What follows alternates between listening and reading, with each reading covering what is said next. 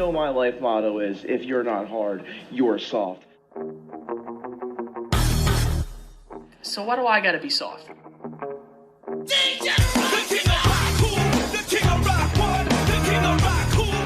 Probably Austin 316. God damn! Oh.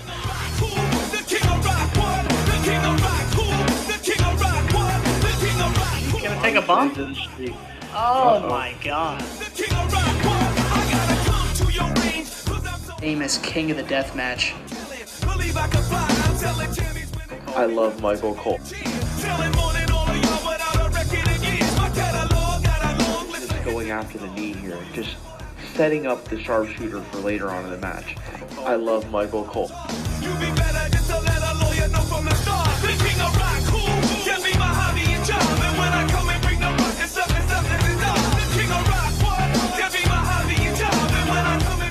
But no one gets a Rock or an Austin pop like back in the day.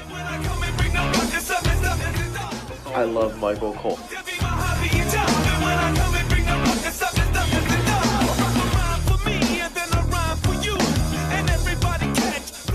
Ladies and gentlemen, welcome to the next edition of the Hard and Soft Pro Wrestling Podcast.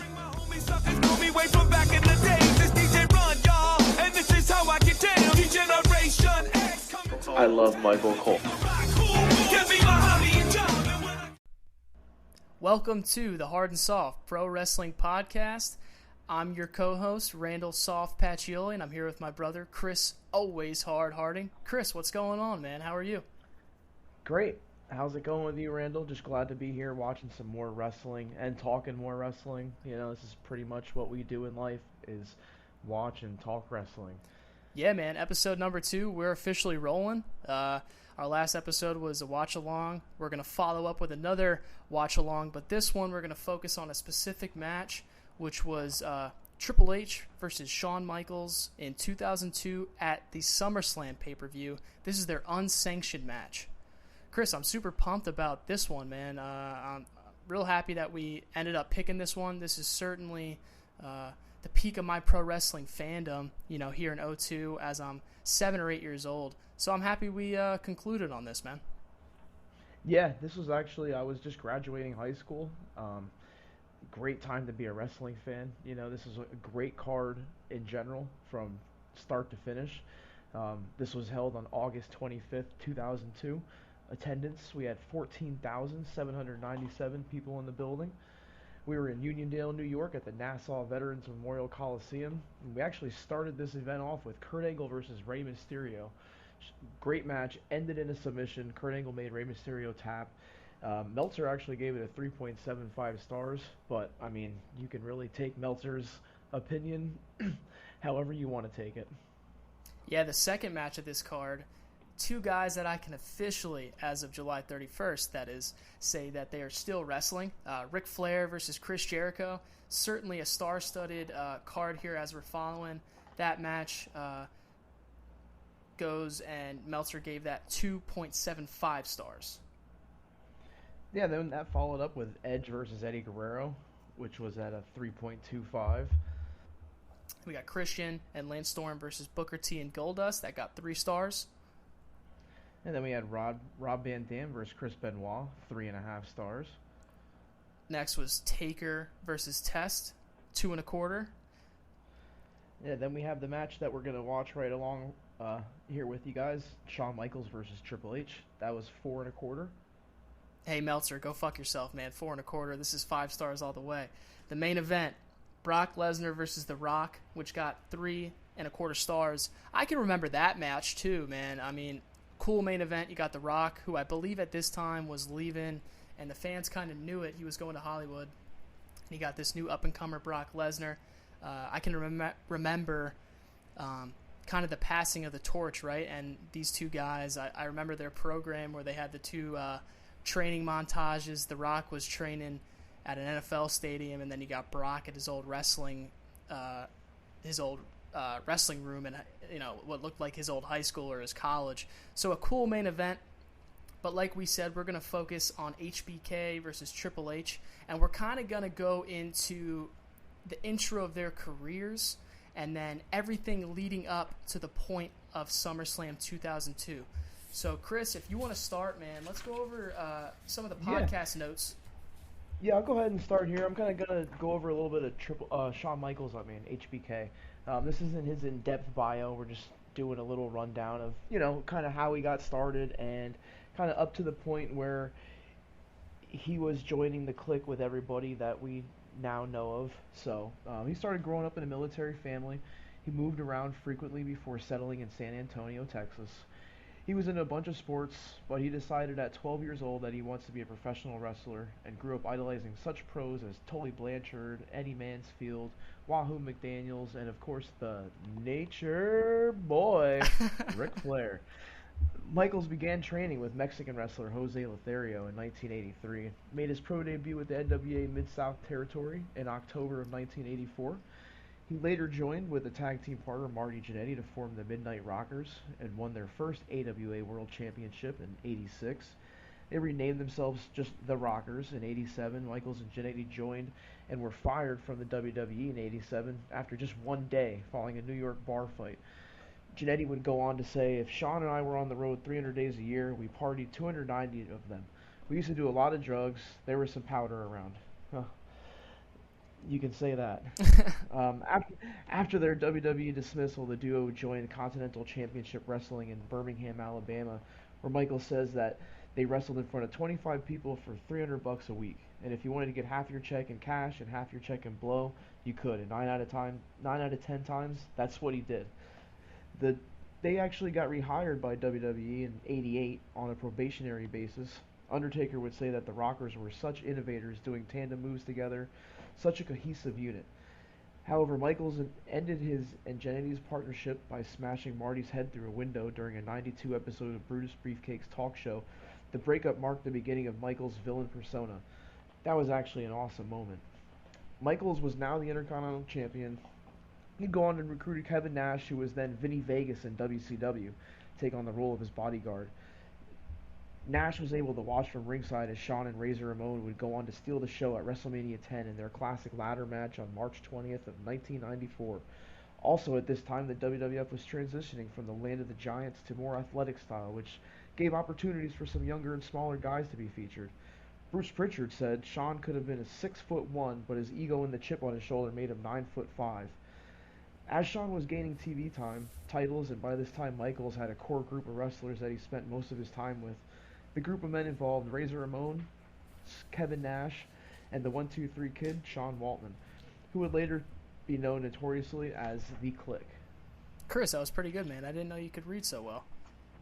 Hell yeah, of a you job. know what? I can do a couple things in life, so I appreciate that. Yeah, and now I'll go over kind of how Triple H came into the business and up until his point of the Clique. And I think this is important, man. We both agree that this was important to kind of lead up to this story, because this is one of our favorite storylines and stories of all time. So Triple H was introduced to wrestling by watching with his father on television and going to local shows. He began training at Killer Kowalski's wrestling school once he graduated high school and began working independent shows in 1992 as Terra Rising.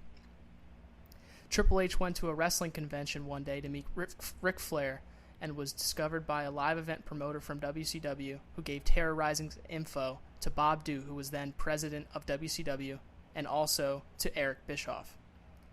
Terra Rising had a tryout match with Keith Cole, and after his match he was approached by Arn Anderson, who said, "Congrats, kid. Looks like you got yourself a job." He was offered a job by Bischoff for 2 years at $52,000 guaranteed. Triple H was offered that, and in his biography, he actually stated that, he got offered that 2-year deal, and he counter-offered and said, "Look, Eric, I'm going to starve for 2 years at $52,000. Let's do a year. At the end of 1 year, you'll know if I'm worth $52,000 or a hell of a lot more." So even at this early age of his wrestling career, he certainly knows his worth. So during his stay at WCW, Terra Rising developed a moveset a lot like Harley Race and was mentored by William Regal at the power plant. Near the end of his run in WCW, Terrorizing was presented a character change by the booker at the time, Ric Flair, the Nature Boy. Woo! His new gimmick would resemble a Frenchman heel named Jean-Paul Levesque. He carried that gimmick over to the WWF in 1995 as Hunter Hearst Helmsley and began working every night. As the story has it, Helmsley was at an airport trying to rent a car, and a big white van pulls up. Nash waves Hunter over to the van, who had other passengers named Scott Hall, Sean Waltman, and Shawn Michaels. Kevin and Scott had known Triple H from his old days in WCW, and Hunter went on to explain that, look guys, he didn't take drugs, he didn't drink, and Nash would famously say, "That's perfect. Boys, we got a DD." The Clique traveled up and down the roads in the WWF for over a year. HBK became a megastar, winning the WWF title at WrestleMania 12 against Bret Hart. And Shawn stated that when he won that title in 96, he wasn't in a good place even then. He was beat up pretty good and taking a lot of pills. Then in mid-1996, both Kevin Nash and Razor Ramon would give their notices and jump ship to the rival WCW. So that takes us to May 19th, 1996 at Madison Square Garden, the infamous curtain call. Chris, you remember, you watching wrestling at the time. Do you remember anything about the curtain call? Yeah, I remember hearing about it, but back then I really wasn't, into the dirt sheets. I didn't really have access to the Observer, or also the internet wasn't like it is today, but you would hear things, about everything, but it really wasn't a big thing until years later when they actually, found the footage, and it was more of a behind the scenes thing, but it was pretty controversial back then. And I mean, you really don't even see stuff like that happening nowadays. Yeah, and that event that we're referencing, it's the two the good guys versus the bad guys, and they're all, live in front of the crowd there in New York, showing that they're buddies backstage. So that's the breaking kayfabe, as they call it in the business. Yeah, and that was pretty big back then, and especially because Kevin Nash and Scott Hall were leaving. So then you see them on WCW TV, soon after all this happens, and it's just like, whoa, what's going on here? Chris, I'm going to go ahead and give you the hot tag, man, if you were following along. Oh, yeah. Shawn and Hunter both had a vision of where the WWF needed to take their product, and were becoming more and more outspoken. Degeneration or X was formed in 97. The group would help superhead the company change in direction as the Attitude Era started. With Michaels as the WWF champion and Triple H by his side, the two became a main focal point of WWF programming. Shawn was really realizing the greatest successes in his career, and certainly putting on great matches. Potentially none other than the greatest spectacular that was the Hell in a Cell match in 1997 at Bad Blood, which would get 5 stars, and yeah, that was a great match. Great story behind everything. Ric Flair, years later on Shawn's A&E biography, would say, "Shawn is the greatest in-ring performer of all time." And Steve Austin would say, "Shawn Michaels can do any style, anything, with anyone to absolute perfection. When the bell rings, no one is as good as Shawn." Then came HBK's back injury, which he faced against The Undertaker at the 98 Royal Rumble. Shawn took a backdrop over the top rope and catches the edge of the casket with his lower back. Shawn calls Kevin on the phone that night and tells him that, "I crushed something up in there. My back pretty good tonight." This injury really shined a light on the physical, but even more so the mental and emotional problems Shawn was having. Triple H has said that the weeks leading up to WrestleMania 14 was such a confusing and stressful time.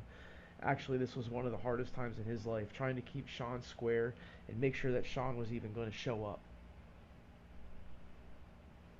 Shawn would then main event WrestleMania 14 against Stone Cold Steve Austin for the WWF World Heavyweight strap. Shawn was obviously in a lot of pain throughout this match, requiring multiple cortisone shots before. "When the 1, 2, 3 was counted, my life was over," said Shawn. "My career is over. I'm 33 and seemingly never going to be able to wrestle again." Kevin Nash would say, "You couldn't say anyone was better, but also tormented. He was on self-destruct mode. The psychological toll of watching someone self-destruct that you care about was weighing on Hunter too. And on top of that, he was still trying to achieve his own dreams. Shawn was putting a stick in the spokes every chance he got." Marty Jannetty would say, "I can remember back even in 1988, Shawn, saying how depressed he was. We were doing a lot of cocaine. Shawn left wrestling in 1998 after WrestleMania 14, and Triple H took the ball and ran with it.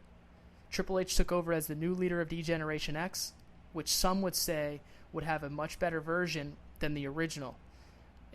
This new version included X-Pac, Road Dogg, Billy Gunn, and Chyna. The successful reformulation of D-Generation X established Triple H as a major player on WWF TV.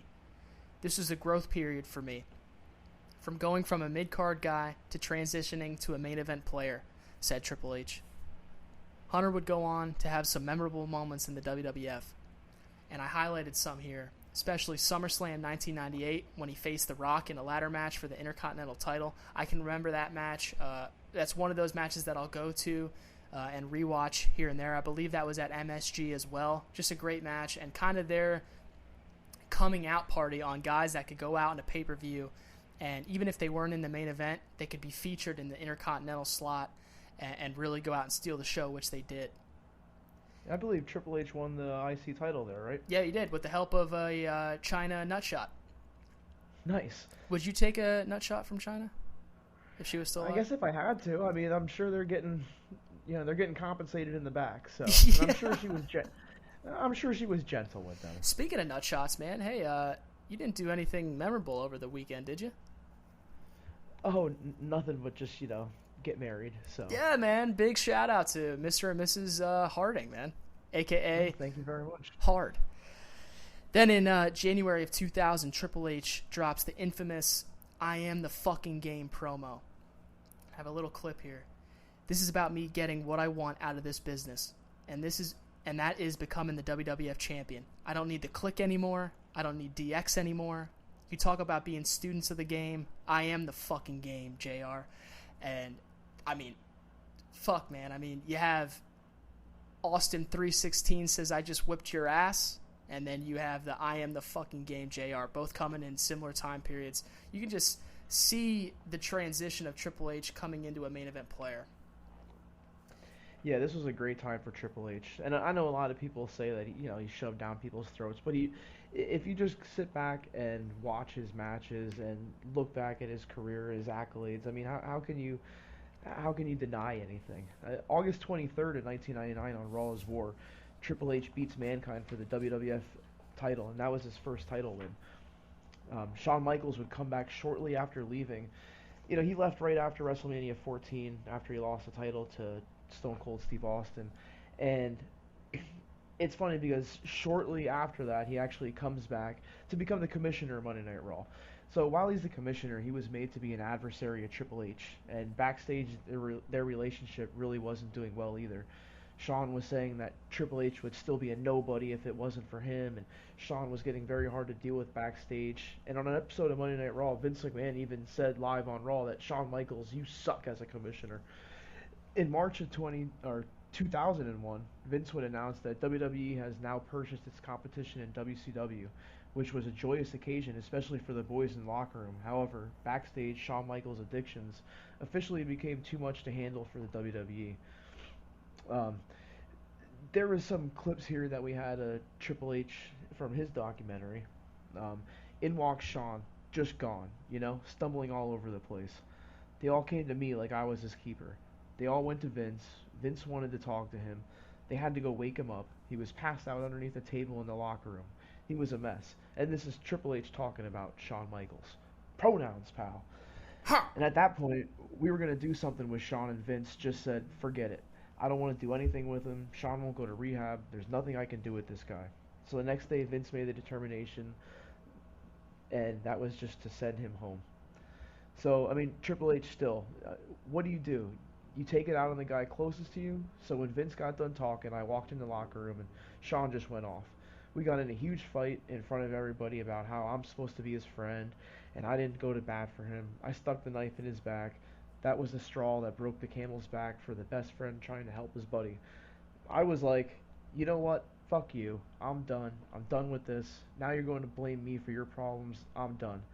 And that was it. We didn't speak for a long time, and I believe it was about 2 years that Shawn and Hunter didn't speak, and during this time, Shawn actually continued to struggle with his demons at home, And as the story goes, Sean can recall a specific night where his 2-year-old son was crawling on him saying, "Daddy is tired." And it kind of just hit Sean hard that even his 2-year-old son can see what's going on with him. And the next morning, Sean made a claim to his wife that he was done with it, done with the pills, done with it all. So Kevin Nash actually talked with Sean on the phone and asked when the last time he talked with Hunter. And Nash said to Sean, "Listen, man, you're wrong. You need to call him." Sean and Triple H talked on the phone and resolved some issues, and HBK gained some forgiveness. Sean told Hunter that he wanted his son to see him in the ring, but he said he didn't know if he could do it physically, but if he was going to try, he could only trust one person. In 2002, HBK returns to wrestling to join WWE's version of the NWO, a storyline began that the NWO would try to recruit Triple H. However, Kevin Nash would suffer a torn quad muscle in a tag match on TV, and the story had to pivot. The NWO was now kind of over, and the storyline of the once best friends becoming now bitter enemies began. And I think that's why, I'm sorry to our listeners if this was kind of a long lead up, but God, I mean, this is, real life imitating, playing out live on TV as we're watching it. That's why it makes it so good, because everything that you're seeing in this storyline that we're going to go over now leading up to our match here, our watch along, really did kind of happen in real life. So later on TV, the story started with Triple H having trouble deciding what brand he wanted to sign with at the time, Raw or SmackDown. And it was HBK's friendship that swung the decision, and Triple H signed with Monday Night Raw. DX was reformulated once again, and the two friends reunited in the ring. And the fans were ready for it, man, giving them a great reaction and reception. However, later on in an episode of Monday Night Raw, as an in-ring promo was happening, Triple H was saying, "Let's get ready to suck it!" And he hit HBK with a pedigree right in the middle of the ring, resulting in a great heel turn. A great heel turn because everyone was ready for HBK and Triple H to get the band back together. They loved it, and then Triple H hits that swerve on him. The next week on Raw, HBK spent most of the night looking around backstage for Hunter. Triple H went to the ring to cut a promo and explained that the idea was for Sean to come back, but only to manage Triple H. But again, and of course, Sean's ego got in the way, and he wanted to steal Triple H's spotlight. During the promo, a stage manager interrupts Triple H to tell him that Sean was seriously hurt backstage. Triple H ran backstage to find Sean bloodied up, laying on the ground in the parking lot. Triple H calls for help, and now we kind of have that who did it story. Yeah, the following week on Raw, Sean returns via satellite, showing off cuts and bandages on his face from the attack, showing why he can't be there in person. He explains to Triple H that the security footage reveals who has attacked him. And it was you, Hunter. It was you all along. Triple H does a classic side smile, as Triple H says, "You're damn right it was me." Triple H says, "You're weak now, Sean." And HBK explains classically that he knows he's not 100% now, but the doctors had told him that he'll make a full recovery. A full recovery by, say, SummerSlam? Can you say that again? Can you say that again in Vince McMahon terms? By SummerSlam!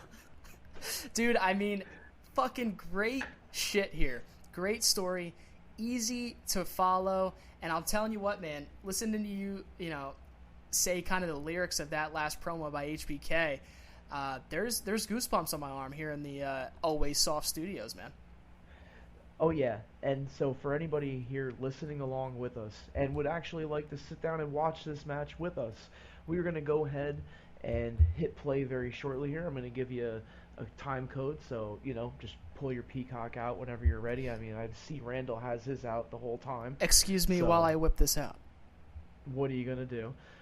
We are watching SummerSlam 2002. So to make it easy, if you go to Season 15, Episode 1, and we are at 1 hour, 41 minutes, and 15 seconds. We are right as Sean is about to come out to the ring.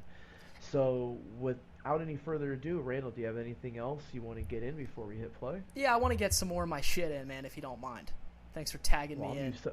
I'm very used to that. Dude, just one point before we hit play on this thing. For me, in 2002, as a wrestling fan, I'm 8 years old. I haven't seen much of HBK live, right? The only things I've really seen are off of year-old VHSs, maybe WrestleMania 11, 12, or WrestleMania 14. So I knew that this guy, Shawn Michaels, had great matches, and I certainly knew as I put a pay-per-view on, he would steal the show for me. But I didn't know anything, other than that, other than the past, and this was cool because no one really knew what to expect, and certainly this match delivered. So, without further ado, Chris, you want me to do the countdown, or you want to do it? Yeah, you can go ahead and do the countdown. I'm just going to give you a timestamp one more time for everybody. We're at 1 hour, 41 minutes, and 15 seconds.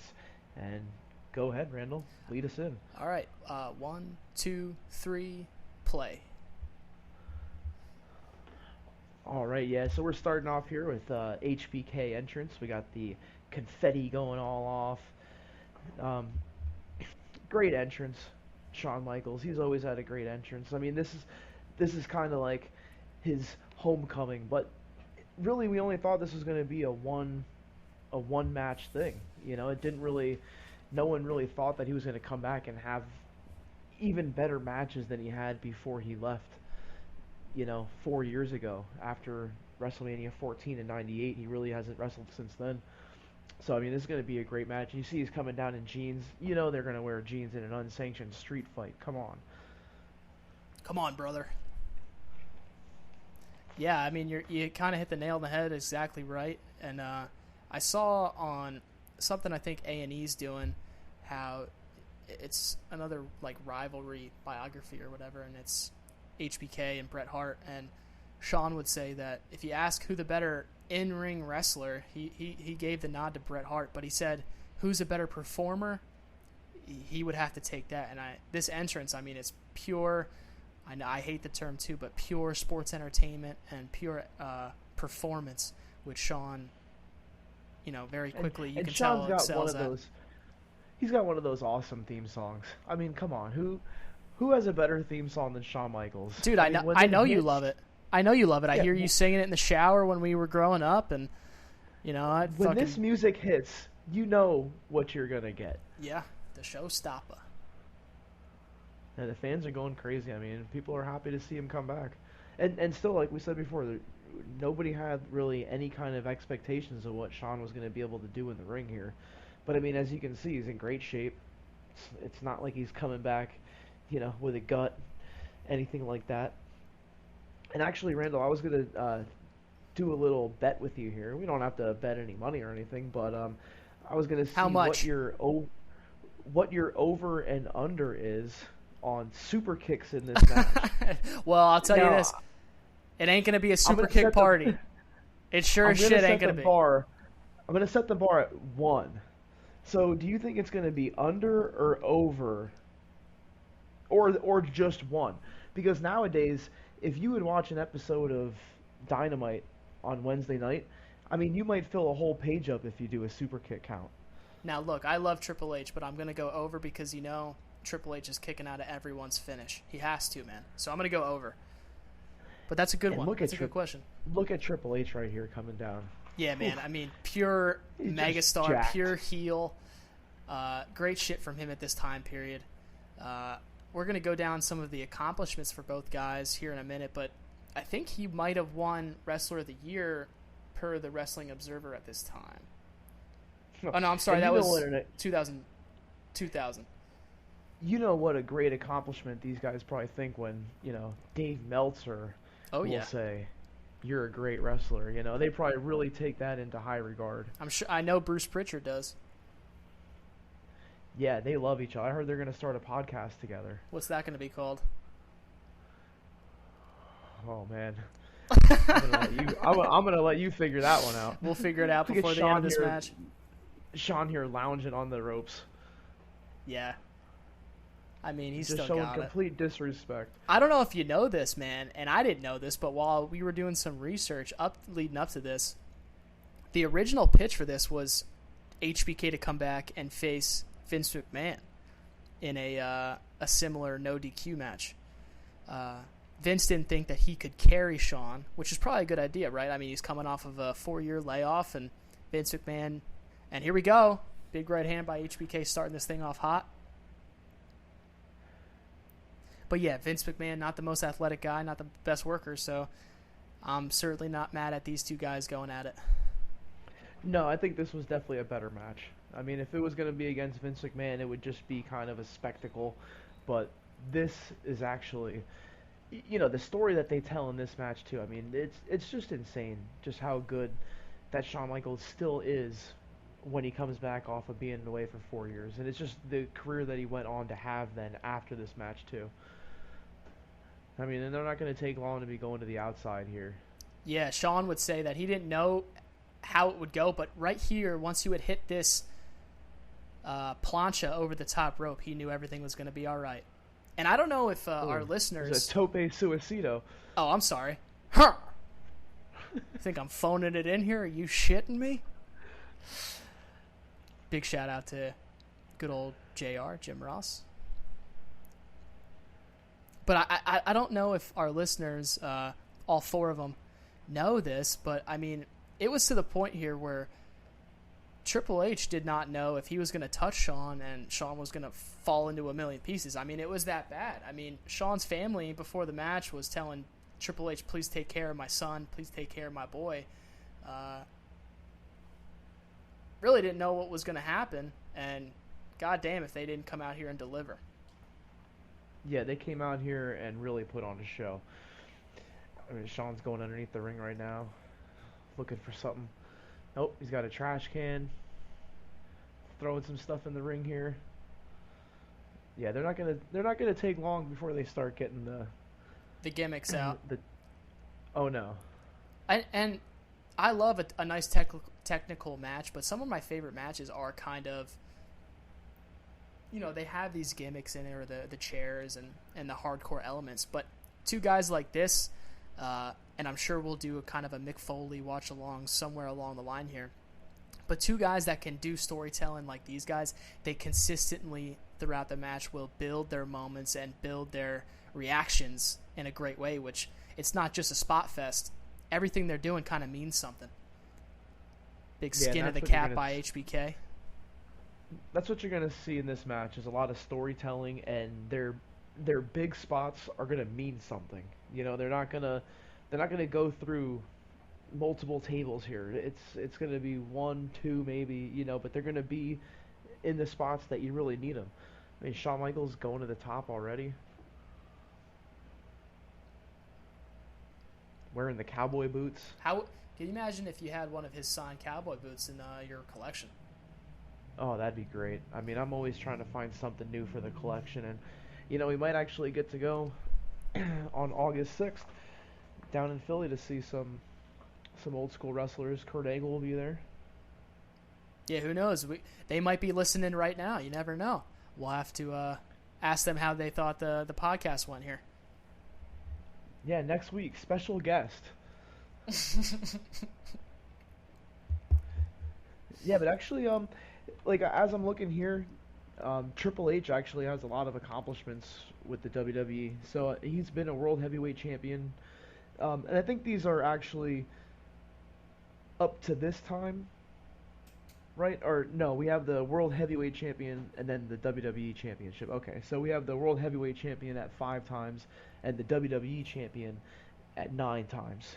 He's also the Intercontinental Champion 5 times. Won King of the Ring 97.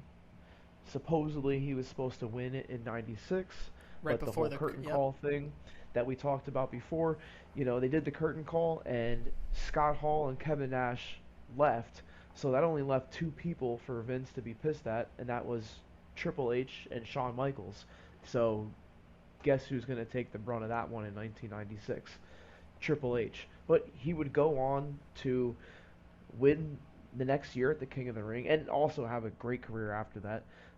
This year, 2002, he won the Royal Rumble. and One he of my also won favorite in Royal Rumbles. Sorry to cut you off. great Royal Rumble, and he also won in 2016. And I think when he won in 2016, it was actually for the championship, and that was one of his championship reigns. Was he booking at the Um, time?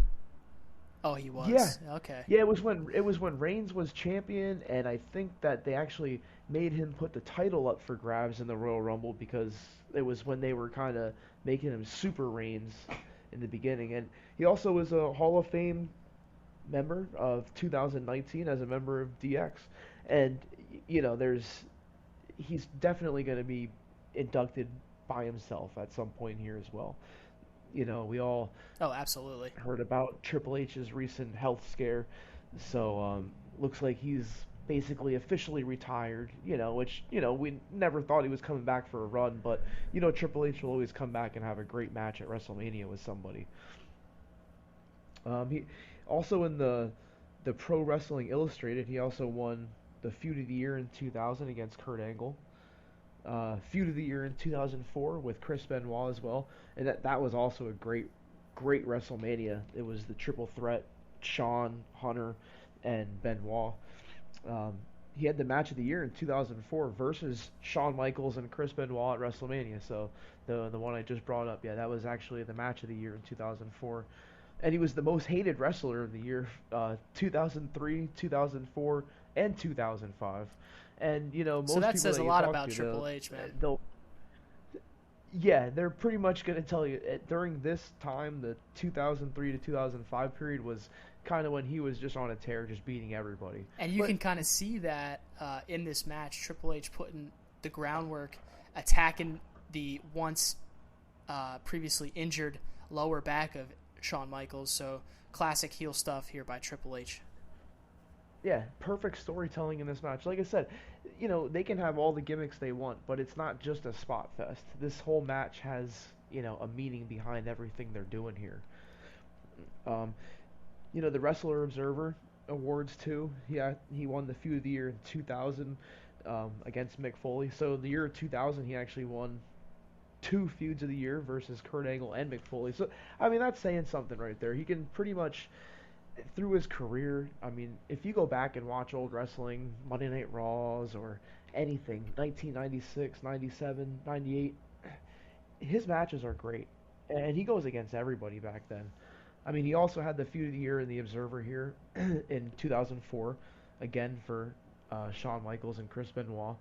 Feud of the Year in 2005 against Batista. He was most overrated from 2002 to 2004. Okay, Dave. Wrestler, yeah. I mean, he needs to get over himself. I mean, if he would have named the pedigree, let's say the Meltzer degree, I mean, Triple H probably would have got raving reviews for years in the Observer. He won Wrestler of the Year in 2000, and he was also a Newsletter Hall of Fame class of 2005. So, I mean, you take that however you want to take it. Oh, what are you trying to say? The Wrestling Observer Hall of Fame isn't a big deal? Come on. I'm sure it is. I mean, I can't say that I've ever been in it or will ever be in it, but, I'm just saying I don't think that guys like Triple H are really too worried about what somebody's writing in a newsletter. But I do think he probably cares about what we're saying right now, so. You're damn right he does. HBK is lacerated here wearing that crimson mask. Oh, yeah. Triple H chucking the Texas belt. Of course, we forgot Get to that out of here. Forgot to mention Earl Hebner as referee. We talk about going to these wrestling conventions, and it's hilarious. They have these live shows at the old ECW arena, and during an intermission, I went to use the men's room, and I enter a urinal, and I pull my peacock out, and guess who's urinating right to the right of me? Good old Earl Hebner. Earl Hebner. Now, I did not say, how you doing, Earl? I just let him do his business and get out of there, but cool moment for me, man. I think in the bathroom you kind of have to let him alone, but I was actually walking by Earl Hebner that same night with you, and he started up a conversation, and, some of these guys, they're really nice when you get a chance to go up and talk to them. I mean, I know that they're charging money to, get a picture or an autograph, but I mean, what do you expect? These guys to just sit around and just do this stuff for free for people all day long? And Yeah, good for you know, them. they actually We're they happy to do it. take time out of their day to talk to guys like us. You know, it's pretty damn cool. And they're going to talk to us about us promoting our new wrestling podcast here in a couple weeks. I'm sure they'll love that. Maybe I'll get a super kick or two. Well, I mean, that's not going to go towards the over or under for today. I'm sorry. Triple H already has the hammer in his hand. Oh yeah, you know it's a Triple H match when you see the hammer coming out of the bottom of the ring. The abdominal stretch by Triple H. Great move, you know, trying to show the anguish on his face. And look at how Sean can sell and make you believe, and that actually has hurt him so bad. I mean, look at that. I mean, I don't want Triple H putting me in an abdominal stretch, so. No, speak for yourself. Well, you might want him to. And you know what? Maybe for your birthday one year, I'll purchase that for you. Oh, maybe for the first time ever, I won't be soft. Look at the sell job by HBK. You can say that again. Look at Earl here. Great. Here he is, holding the rope, you know. Just great shit. He's saying, yeah, it's no disqualifications, Earl. What are you going to do? Oh, Earl pushing back. Bang. Love it.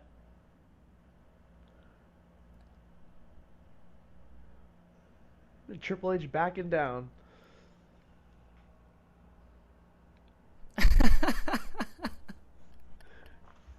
Earl's getting his shit in. He's going stiff. Look at this. Yeah, Triple H wants no part of it.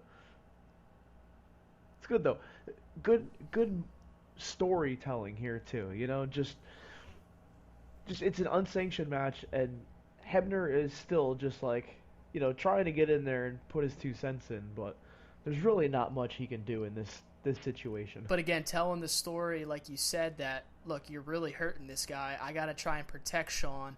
You know, he's still a father. You know, you're going after his surgically repaired back. Maybe I got to, as JR would say, put a stop to this thing. He's got a family.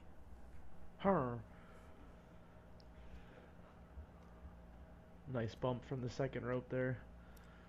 Now look at the crowd. They're ready for it. They know what's coming. Ready for this elbow drop. Yep. Sean, let's see if he selling gets it. well. Let's see if he actually gets it off here. Oh, it looks like Triple H is getting back to his feet. Pushes Earl into the ropes. Oh, good shit. See, the fans wanted that elbow drop so bad, and now they're all about to sit back down now and wait for the next time he gets up there. Big chair shot up against the right into the back too. The turnbuckles there. You know, during the lead up of this, HBK said, you know, I don't know if I can wrestle again, but I can certainly fight, and that's what you're going to get at SummerSlam is a fight. And that's exactly what the story that these guys are telling.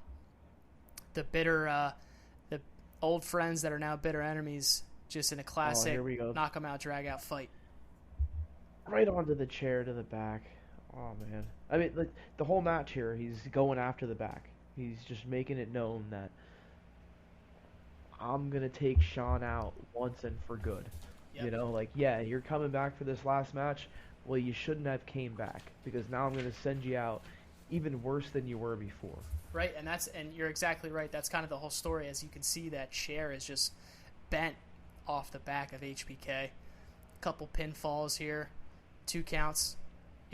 Triple H kind of saying, like, look, man, what do I got to do to beat this guy?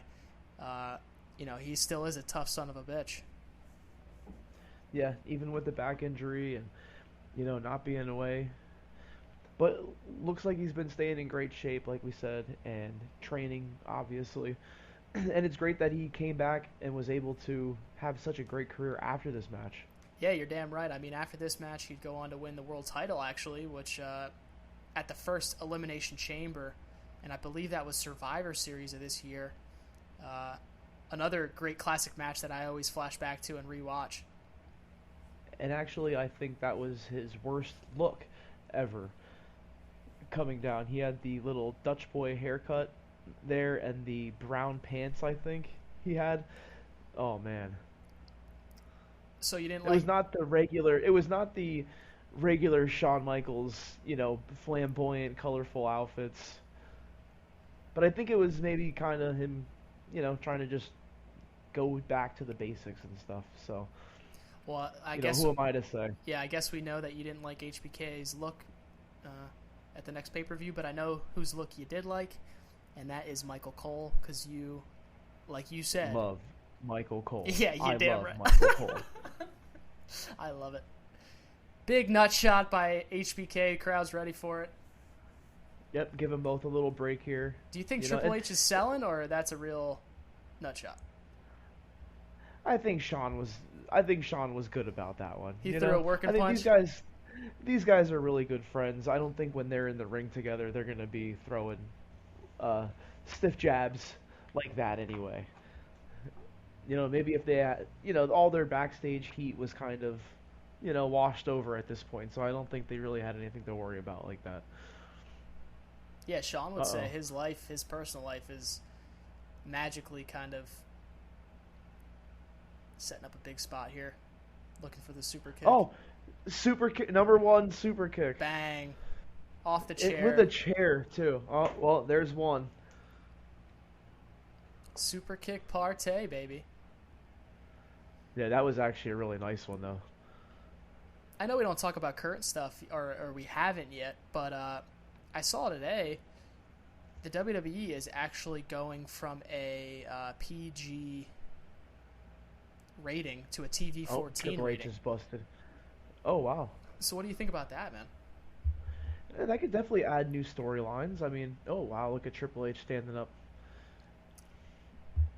bleeding from that super kick with the chair. Yeah, it looks Yeah, like you know Triple what? H That knew might how to actually blade. open up. That might open up some new avenues in TV 14.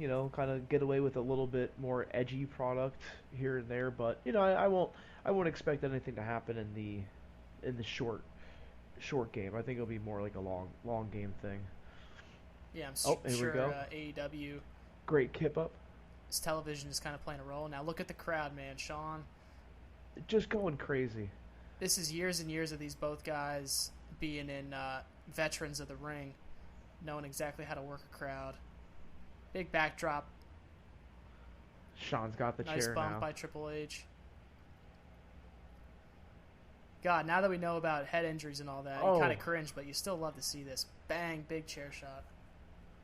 yeah, you don't see these chair shots anymore to the head. And as much as you, they do look good back in this day, but you know, I really don't want to even see them hit each other in the head anymore because you know what it's going to do later on in life. I mean, you could easily do a chair shot to the back, and if you do it right, it means just as much. Oh wow, look at that big leap to the barricade from Triple H. Yeah, Triple H years later would take that over the top rope bump like that and tear his pec when these two guys would face Kane and The Undertaker, I think in Saudi. Many, many years later. That happened just recently.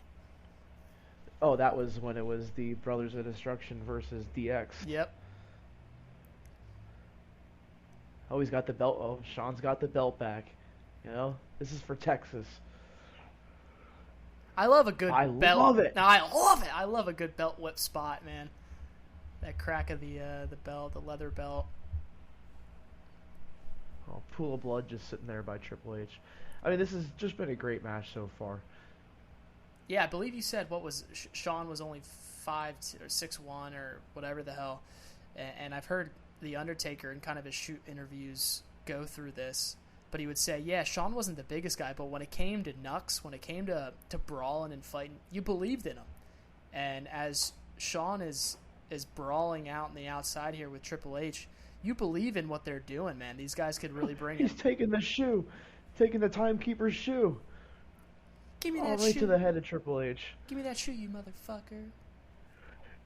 Yeah, and it's funny too because the other wrestlers in the back, they weren't so excited to have Shawn Michaels coming back at this time because of all the stuff that he put everybody through in the past, and you can't really blame the guys for that. But I guess a couple of the wrestlers, actually could see an actual change in Shawn, as a person backstage and everything, and he actually won everybody back over, and he's still a part of WWE television today. You see him sometimes, uh, not really too much more on TV on NXT, but he's down there helping those guys.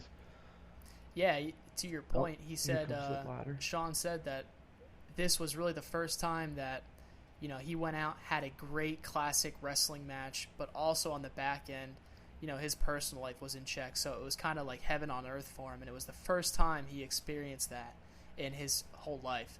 Big ladder shot by Oh yeah, Sean onto pulling Triple out the H. ladder.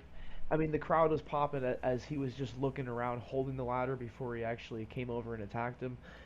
And they're just like thinking back at the WrestleMania 10 ladder match with Shawn Michaels and Razor Ramon, which I remember as a kid. That was a great match, and that was before you ever saw a ladder match on TV. And I guess they were a thing in other federations. Bret Hart, I think, is the one that actually brought that to the WWF because they were doing it in Canadian Stampede wrestling. But they really put this type of match on the map. And I mean, just him pulling out a ladder, people go back, and this is 2002, and that it's probably like 6 years prior that WrestleMania 10 happened, and people still just pop for that little moment. Oh, and a 2 count.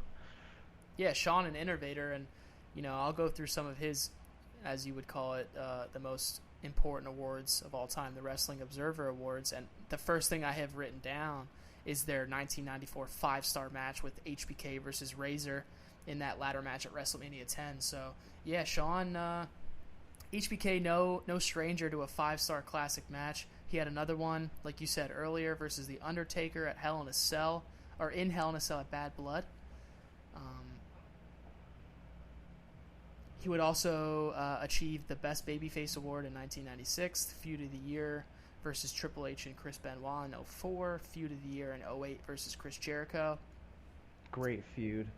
Yeah, Great where he feud. would. Jericho was like running Michaels down, and just really.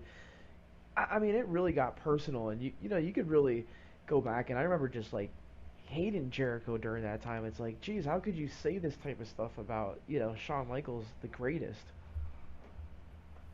Yeah, and they would even go on to have Dave would give them Match of the Year in 2008 as HBK sets up a big superplex to big bump by Triple H. Nice. Triple H, I Goes mean, for the pin. wearing the bloody face, another great seller. Certainly knew how to work. Big spot by those guys. But yeah, he would have Match of the Year versus Chris Jericho in a ladder match in No Mercy of that year. Also, Match of the Year in 2009, classically with The Undertaker. I'm sure we'll revisit that at some point. Another Match of the Year a year later at WrestleMania against The Undertaker again. He would be inducted into the Observer Newsletter Hall of Fame in 2003. And then some of his WWE accomplishments. He was a WWF Championship holder 3 times, World Heavyweight Champion 1 time, Intercontinental Champion 3 times. He won the Royal Rumble twice in 95 and 96. He was the first Grand Slam champion, and he's in the Hall of Fame twice, once as an individual in 2011, and then once in the class of 2019, also a member of D-Generation X. So two dudes that pioneered the business and certainly left their mark. Yeah, those are really some great accomplishments there. I mean, to have that many feud of the years and match of the years and stuff like that, and it's not only just between the matches that they had together. They also have feud of the year and matches of the year with other people, So Shawn Michaels, like we said, after this, I mean, he went all the way to 2008 when you mentioned about the Chris Jericho feud. I mean, that's 6 years after this match, and he still was going strong at that point. And that I remember that feud. I mean, just like making you feel bad for Shawn Michaels, like everything that he's been through. And Shawn's grabbing a table here. We want tables. My favorite wrestling chant of all time. Oh yeah, during every women's match. So as a time cue, I am at 2 hours, 9 minutes, and 39, 40, 41 seconds. I'm right there with you, You brother. know, I'm sure everybody's connection is a little bit different, but just to give you a time code where we're at. Oh, here goes Shawn Michaels. He's setting up this table. Now, when he does hit this bump, I mean, this is awesome. And it's no flip or anything. Uh, Shot with the extinguisher to the head, sets up Triple H on the table. It's all about the setup and the story they're telling, right? I mean, like you said, you know, as we watch this bump, and I'll shut my mouth here as we watch this, everything leading up to this, you know, the crowd's ready for it as we watch. I mean, just insane. Shawn and Triple H too, but Shawn especially would have these great moments. Like you have this one here through the table. He always loves the ladder and the table spot, but you look back at that Hell in a Cell with Undertaker when he takes the bump through the announce table. No one's ever seen anything like that, and the way Shawn can do it, he's just pure spectacular, and we just witnessed that. As I'm sure JR is telling a great story as well on commentary. Good gosh, Michael, look at this. It's unbelievable. I mean, it's a simple splash from the top rope through the table, and yeah, obviously to the outside. It's nothing, you know, just like a normal move. It is a crazy move, but it's just a simple splash through the table, and how much story that tells, you know, and like today, you know, you would never just see a regular splash through a table like that. And I mean, obviously, I do like seeing the great spectacle of moves, you know, going through the table. But when you just sit back and start watching a match like this, you can really appreciate the people that can perform and put on a great match like this. And I mean, they gave them so much time here, and there was really no wasted time. I mean, there hasn't been any real you know, stretch holds. You know, there was the abdominal stretch there for a little bit, but I mean, they're not sitting here hitting each other with a double clothesline and sitting on the ground for, you know, 2 minutes resting Bang. up. It's off the ladder. Telling the crowd he loves them. You know, Shawn can really dramatize his match and make, you know, pro wrestling almost a love story. He's about to start. Looks like he wants to start tuning up that band. Yeah, he might start that little Super Kick Nation, Super Kick party, baby. Oh, now I have my Super Kick counter going here, and I'm at 1, and this could be number 2 right here. And I assume. Shawn just going nuts. The crowd's ready for it. I mean, they've been waiting 4 or 5 years for this. Here we go. They want this. Nope. And Triple H catches it, hits him with a kick to the stomach. No. Oh. A block on the pedigree, the roll up, and Shawn Michaels gets the win. Roll up for the win, but look at the crowd. I mean, the match they just saw, the carnage in the ring, and like you said, that table bump. But if you watch the table bump, right, they go through the table, the crowd pops, the crowd reacts, and they give some time. They lay there for about a minute. They let you register it, and yeah. That's the art of wrestling, and that's what they just showed there. And Triple H comes from behind after the match and hits him in the back with the sledgehammer. Getting his heat back, baby. Face full of blood. Shawn's on his knees, and Triple H nails him again right in the back. And the crowd just booing at the top of their lungs because they just had this huge moment, and who's there to ruin it for them? The game. But, you know, looking back on this, behind the scenes, if we pull the curtain back a little bit, you know, Bruce Pritchard would say that's why they did this, was because they didn't know where Shawn would be after this. If this was, you know, Shawn's last match, we got to get, you know, our top heel, Triple H, his heat back, and that's kind of why they went with a finish like this. Yeah, this way, in case he couldn't perform any more matches, this was an out for him, you know. Triple H, he took his back out, you know, completely.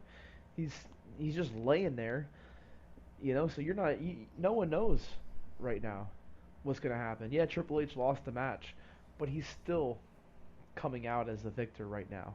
Yep, Shawn's going to get stretchered out of here. The next night on Raw, right in the beginning of Raw, there was an in-ring promo going on, Heyman and Lesnar, and they're talking about Lesnar winning the title, how he's only 25 years old, I'm the youngest champion. All of a sudden, HBK's music hits, And out comes Triple H doing the whole HBK mantra, and saying this is the last time you'll ever hear this music, blah blah blah. And he goes on then and faces Undertaker to become the number one contender later on that night on Raw. But it was just a funny moment when he came out. Almost kind of fooled me. I watched it the other night, and I thought it was Shawn Michaels coming out, and lo and behold, here comes Triple H, and it was a good moment. But here we see Shawn Michaels getting strapped to that gurney. Hopefully they don't do the MJF thing. The last AEW pay-per-view when MJF was getting carted off by the ambulance, they had the air supply over his eyes and not his mouth. Great victory by Shawn here, though. Came back, won the match. And here we see again, Triple H is taking him out. I mean, that was a great match. I'm glad we were able to sit down and actually watch this match together. And like I said, the whole card was great. If you didn't get a chance to watch along with us, I'd suggest you go back, and if you have some time to sit down, go ahead and watch this match and listen to the commentary as well. JR, puts on a great commentary. This was definitely fun. And next week we will have another episode coming out, and I'll kind of let Randall maybe let the cat out of the bag on what the topic may be next week. Yeah, man. I mean, Meltzer would give this match 4.25 stars. I say, go fuck yourself on that. This is a classic match, something that I always go back to and rewatch, obviously like we did today. That's a 5-star classic for me. Great storytelling. And our next episode, we're rolling here on the Hard and Soft podcast.